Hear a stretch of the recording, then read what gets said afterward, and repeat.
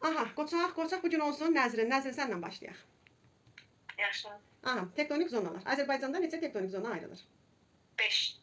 Aha. Demək, Qafqaz çökməsi, Araz çökməsi, Kür çökməsi, Böyük Qafqaz qalxması, Kiçik Qafqaz qalxması. İndi bax tezdən belə bir sual düşsə ki, Kür çökməsində bütün ərazilər düzənliklərdən ibarətdir.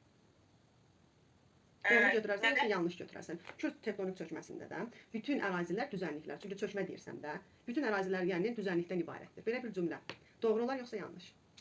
Yanlış. Günəşə, sən de görək indi Mezozoik getdi. Sonra hansı dövrdür?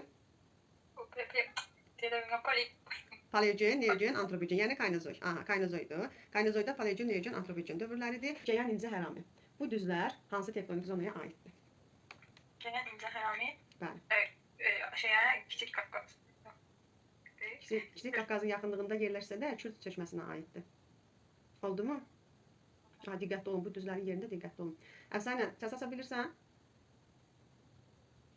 Bəli. Aha, sən Naxçıvandakı düzlərin hansı Kiçik Qafqaza aiddir, hansı Araz çökməsinə aiddir, onları demə. Araz çökməsinə aid olan Sədərək idi, Şəruruydu, bu düzlər idi. Sədərək Şərur bir də, Sədərək Şərur. Böyük düz Naxçıvan, bəli. 4-ü bura aiddir. 3-ü, yerdə qalan 3-ü Kiçik Qafqaz. Yerdə qalan 3-ü hansı idi?